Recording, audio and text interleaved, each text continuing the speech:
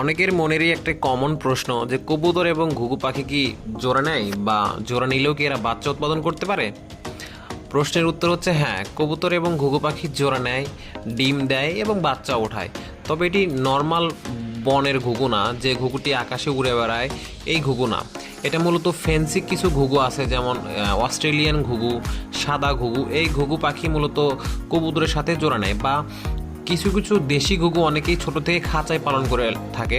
অনেক সময় এই ঘুঘুগুলা মানে কবুতরের সাথে জোড়া নেয়, ডিম দেয় এবং কি বাচ্চাও উৎপাদন করে। বাচ্চাগুলা আপনার হচ্ছে অনেক অনেক সময় কবুতরের মতো দেখতে হয়, আবার অনেক সময় ঘুঘু পাখির মতো দেখতে হয়।